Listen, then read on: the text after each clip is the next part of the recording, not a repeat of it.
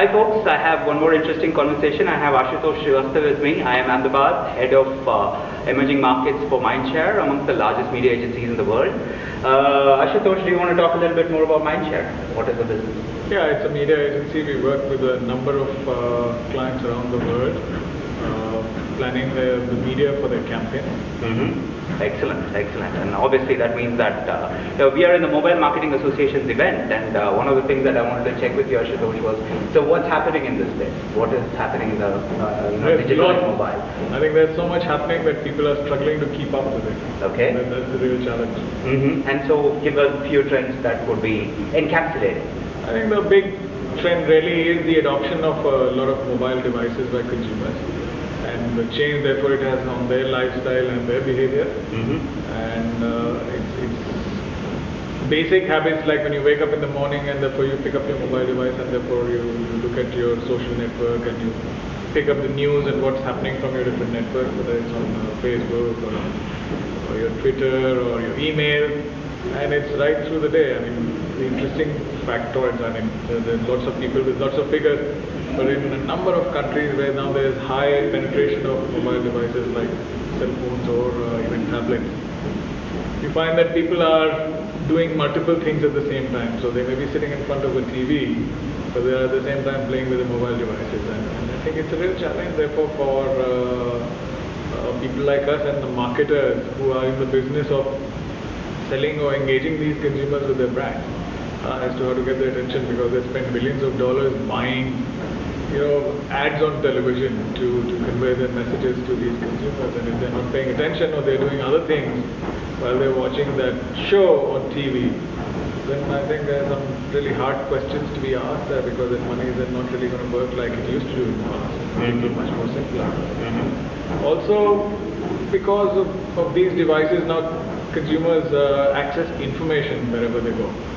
So it's not about what you go and see when you go into a shop. It's things which you can research on, and you can search and buy. Some of these are even location based, so you know exactly where to go and look at things. So I think it's basically made life very complex for marketers, because you literally need to be there for tracking consumers and being with them wherever they go, rather than just being there at 9 o'clock in their home and they're sitting in front of the TV and watching it.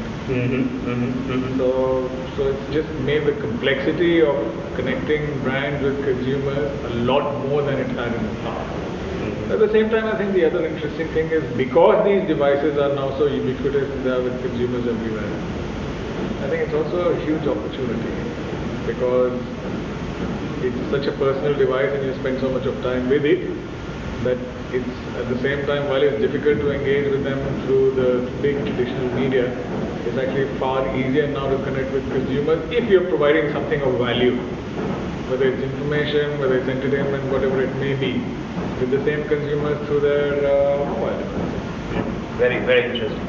I was struck by a very interesting point you were making in your speech inside there. When you were talking about how accountability is going to be key to big spends, because obviously big spends have to carry some kind of a viewpoint, the GRP, TRP models and everything. Right. Talk a little bit more about how accountability is being driven in this space. Yeah, that's a very interesting question. I mean, if you look at it, before the impact of technology on media, there were some norms. There was traditional media.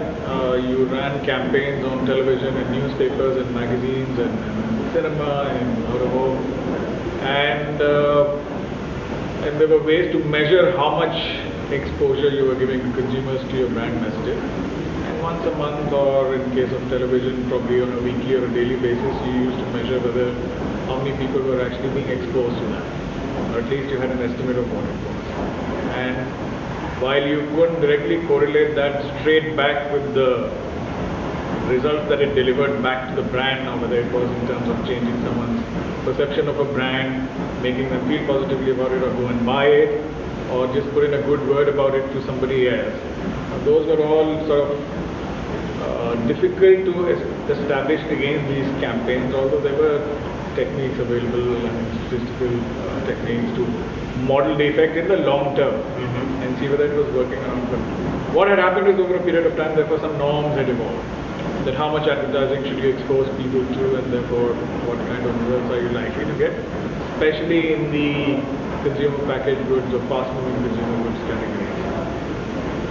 Now what's happened is that has changed because of the infusion of technology into media. All these new devices which we talk about now are all connected back through the internet somewhere, and therefore it's possible to observe that behavior in near real time, because when you interact with any of these media devices which are connected back to the internet, you can see what people are doing, and you can see it second by second, minute by minute. You don't have to wait till the end of the month or 2 months later to figure out what's happening. You can figure that out there and then as to whether they're interacting with your whatever you're sending out, whether they're buying your brand, whether they're talking about your brand to other people in their network, and all this happens in near real time, because you can collect that information and get to know what's happening. So the ability, therefore, to actually measure the return on the money which you're investing behind the brand's marketing is actually significantly improved. And there are hurdles on the way to collect all that data in a form where you can make sense of it and turn around decision making fast enough to make changes as you go along. Some of these require some infrastructure, some of it requires mindset changes, because if these are large companies which we are talking about, suddenly where information used to firstly be slow and it used to sit in silos. Now with all this happening, all this information can be brought together through data warehouses and dashboards into one single place, and it can be accessed very, very frequently. So while technology is making that happen, the real change is required is in the mindset, in being able to look at this data frequently enough and use all the tools and the technique to make sense of it and make decisions in changing what you're doing with consumers in as near real time as possible. So that to me is really the big change. When we talk about ROI, in the traditional world there used to be this so-called media, which was primarily used for what marketers used to say the branding, the things which make consumers feel good. So you had these big television campaigns and trying to take the emotional route or rational route of demonstrating product benefits and all that, and hoping that all this would work, and maybe a few months later do a bit of modeling to figure out whether it did or not. Today and then there was the world of direct marketing, CRM and all that, where people used to send letters and emails and track over a period of time, and later on it became email and digital. Now what's happening is that you can, as in some of the examples you can see recently, you can create terrific brand experiences on some of these devices, and you're picking up the data as people are interacting with as part of that experience, and you can lead them to a certain point, which is either request for a brochure or a test drive in case of a car, or to a website which gives you price and features comparisons, and all this thing happens on the fly. So the lines between what was called branding and what's called direct marketing or CRM and all that is blurring, and it's therefore the lines between media and direct marketing are blurred, and it's all powered by the ability to pick up data almost instantly and see the effect and model the effect in near real time. Wow, oh, that obviously is a fairly serious shift in perception, obviously coming from where we were. Next question, really, Ashutosh, was about, you showed quite a few examples in speech today. Some of them were from abroad, some of them were from India.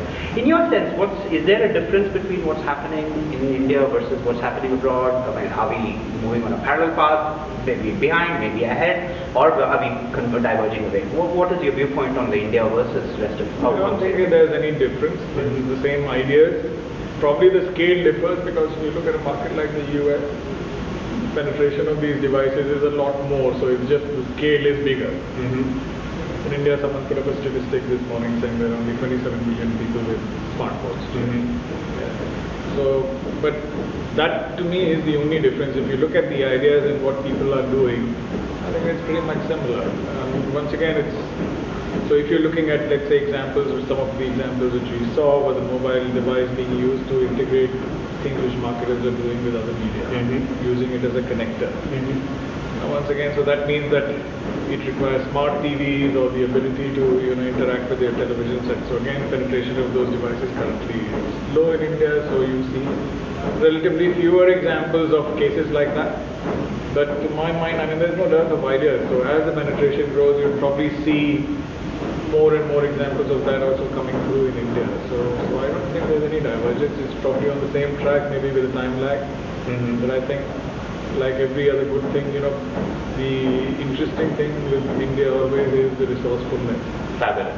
The jugaad. So whenever you can see a lot of that being deployed to overcome the hindrances as far as infrastructure and deployment of technology is concerned, it's exactly.